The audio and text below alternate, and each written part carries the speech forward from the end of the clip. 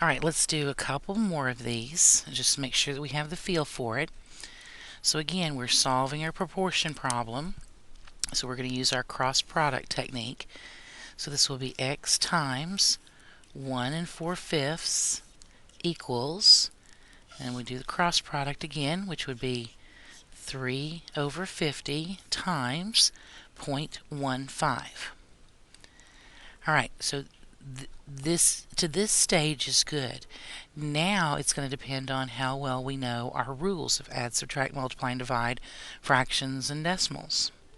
So here on the left, we've got x times this mixed number. Probably it would be easier to look at it as if it were an improper fraction. We don't like to work with mixed numbers. So this would be 5, 6, 7, 8, 9 fifths. I'm going to rewrite that. Equals. Now over here on this side, we have 3/50 times 0.15. We could do that on our calculator if we wanted to. We could say 3 divided by 50 and then multiply that number by 0.15, and we should get 0.009. Now, let's look at this going backwards.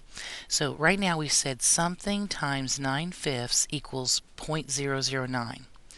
If I were to go backwards, then I would have to say 0.009 divided by 9/5 is what? That's how I would figure out what that missing number is.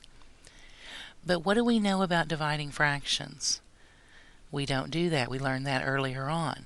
Instead of dividing by the fraction, we have to change that to a multiplication and multiply by the reciprocal. So we're actually going to be doing 0.009 times 5/9.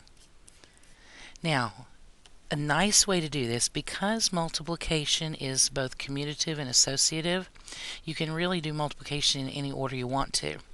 So I think the easiest way to do it would be to take 5, divide by 9, and then multiply by 0.009. You should end up getting x equals 0.005. But here again, once you get to this point, you cannot, get ahead of yourself. You have to let the answer happen.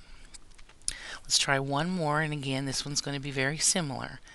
So here we're going to do our cross product, which would be 8 4/5 times 0.4 equals the other cross product, 1 1/10 times x.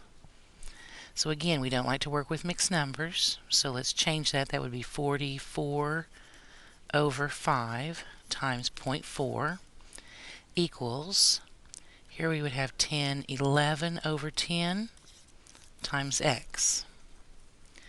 And now let's figure out what this is. On your calculator, you can do 44 divided by 5 and then multiply by 0.4. We should get 3.52 equals 11/10 times x. So now, rather than multiply these two things together to get the product, we can go backwards. And we can say, well, the opposite of that would be to divide. 3.52 divided by 11/10 will give us our unknown amount. And again, we do not divide by fractions, so we're going to change that to a multiplication and multiply by the reciprocal. So now we can do 10 divided by 11 and then multiply by 3.52. And we should get an answer of 3.2.